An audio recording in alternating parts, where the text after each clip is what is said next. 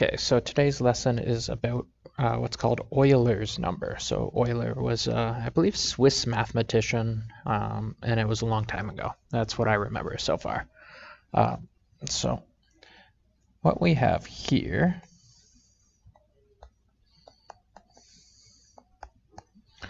are what I would rank as the 5 most important numbers in mathematics.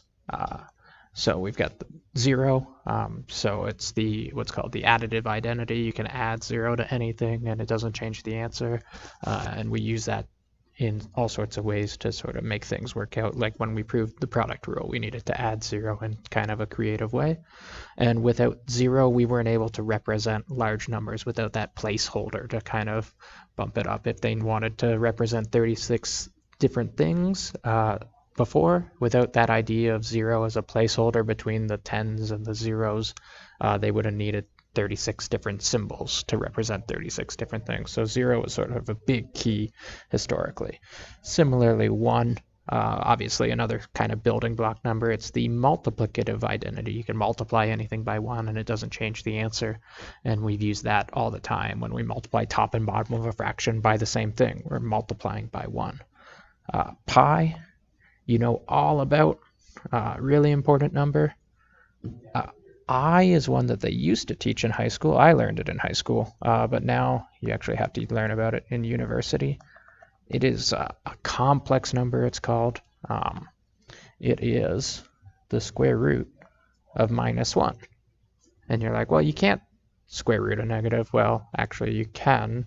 You just have to use something called complex numbers. And basically it's this idea that I is the square root of -1. It opens up this whole wonderful branch of mathematics called complex numbers. So looks like you learn about pi in university too here if I'm just looking at my thing. So wonderful, really cool number. And the last one on my list is what's called E, and that is Euler's number. We're going to learn about that number today in today's lesson. So kind of a really cool lesson, I think. So that's the top 5 numbers in all of mathematics in no particular order, but you can actually put them in a very particular order. E to the exponent I pi subtract 1 equals 0 is a really cool equation because it's got all 5 numbers all tied together in one equation that is true. So that's just wonderful, right? That is a proof that God exists because everything just works out. Or it's a proof that God doesn't exist. I forget which one. It's definitely one of those two things, though. So there we have it. And that equation, guess what? That's called Euler's equation. Cool. So we're going to deal with Euler's number, though, not that equation, unfortunately. So on the same grid, sketch what you think the derivative of this function should look like. So again, just so we have an exponential function of some kind. And what I want you to see is just based on the shape here, the slopes out at this end are very, very small. So the derivative would be really, really small. The derivative would be near 0, near 0, near 0, near 0. And then the slope gets a bit steeper, gets a bit steeper, gets a bit steeper. Then it gets really, really, really, really steep. Something like that. So the slopes kind of have the same shape as the y values of this function. When the y values are small, the slopes are small. When the y values are big, the slopes are big. So our guess would be that exponential functions, the derivative of them is some other exponential function to get that same kind of shape. So what we're going to do is we're going to find the derivative of 2 to the x, and we're going to find the derivative of 3 to the x. And we have no rules for exponential functions. So we got to go to first principles. So f of x plus h minus f of x all over h. And I'm going to, as a mirror, do 3 at the same time. The only thing that's going to change, that's not plus h over h. And not much it looks like we can do, but we can kind of use our grade 9 exponent rules to break up that first term. So when you multiply two things, you add the exponents. So I see exponents added, so I can think of that as multiplication. And then what I can do, I see a common factor now on top. So I can factor out the 2 to the x.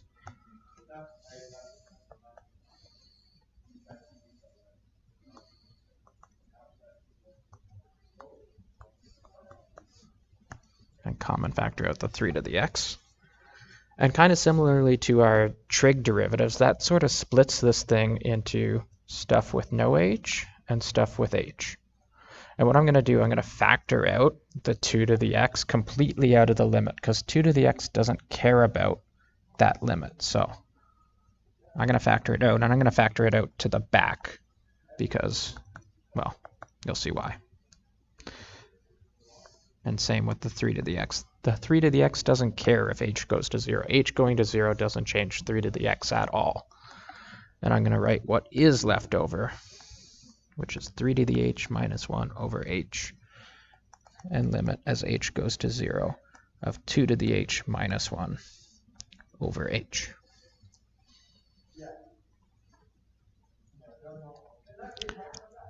So what we have here, if we think about it, is we have a limit as h goes to 0 of just stuff with h's. And if you look at that limit, if I plug in 0, I get 2 to the 0, which is 1. I get 1 minus 1, which is 0 over 0. So I have two 0 over 0 limits here. Same thing when you plug in h. And basically what that means is, since it's all h's, this is just going to be a number at the end of the day. If I could figure out that limit, the answer to that limit would just be some number. So the derivative of 2 to the x is some number times 2 to the x. It's some vertical stretch or compression of the graph 2 to the x. The derivative of 3 to the x is some number times 3 to the x. So it's some vertical stretch or compression of 3 to the x. Now, figuring out what that number is, solving that limit, is exceedingly difficult. It's very, very difficult limit to actually solve algebraically, because we'd have to somehow turn this into something that looks like h times something so that the h's could cancel. That's what we're used to seeing, and I don't really know how to factor an h out of that. So there's a way to do it. The math to be able to do it is beyond the scope of this course. What I'm going to do is I'm just going to plug in some small h values. So I'm going to plug in h is 0.1, h is 0.01, h is 0.001, and see what this fraction 2 to the h minus 1 over h looks like.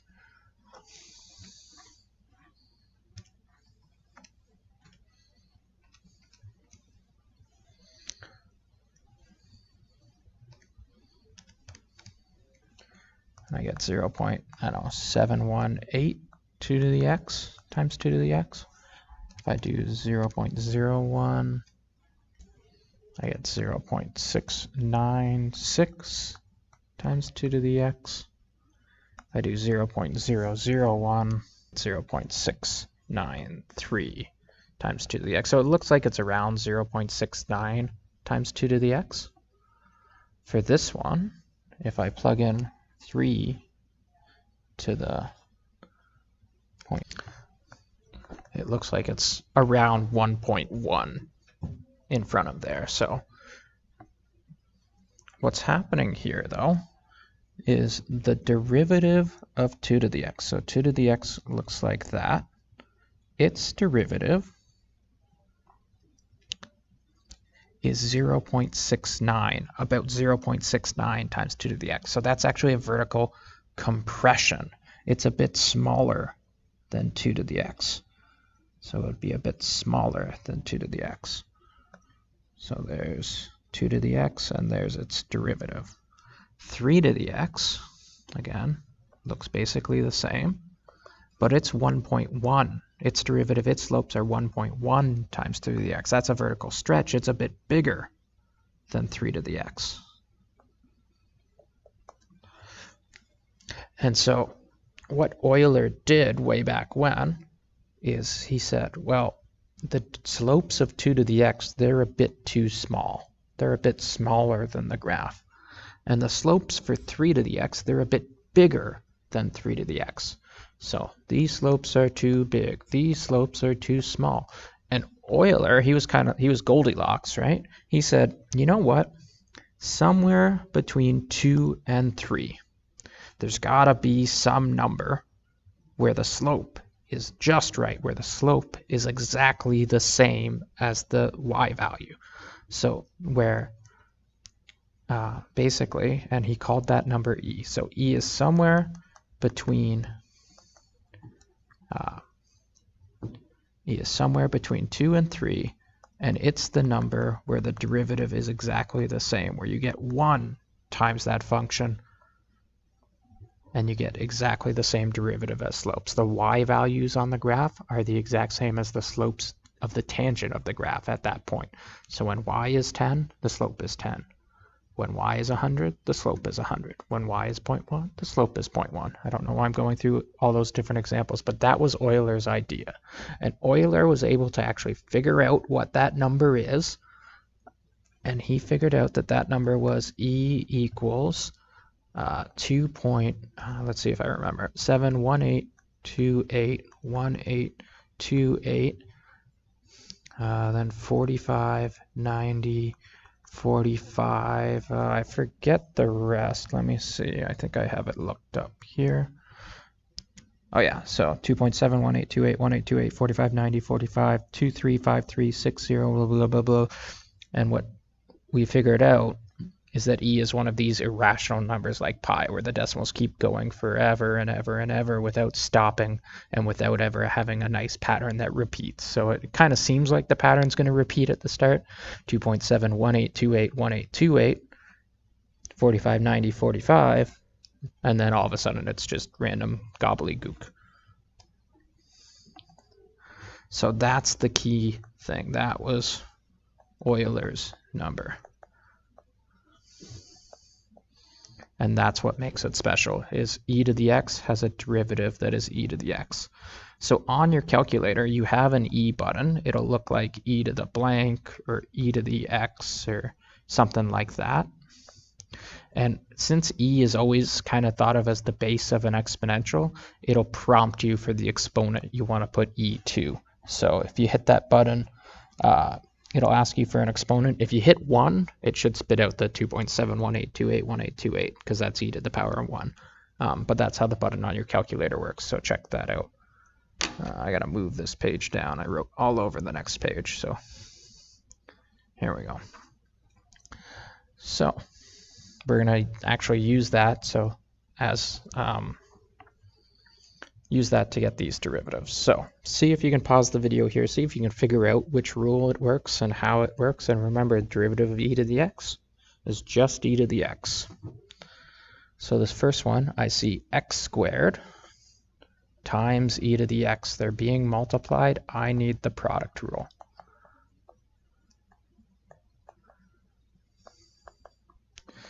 So f is x squared, f primed is 2x, g primed is e to the x. So if g is e to the x, the whole point of e is it is its own derivative, so g primed is e to the x as well.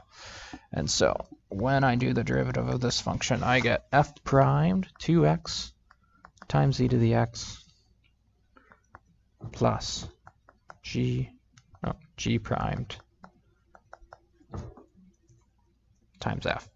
So f prime g plus g primed f. And then that's good enough. We could stop there. I'll just show you what typically happens in functions like this is you're able to common factor out the e to the x since it's in both terms. It's always going to be in both terms in a product rule like that. And so if I was simplifying it, I might write it like that. The next one is the chain rule. Because we have e, instead of just e to the x, we have e to some function. So what the chain rule says is you do the function is the derivative of e to the x is e to the x. So e to a function, you keep that function there. So the derivative of e to the x is e to the x. The derivative of e to a function is e to that function. And then the chain rule says completely separately, after that, multiply by the derivative of what's inside.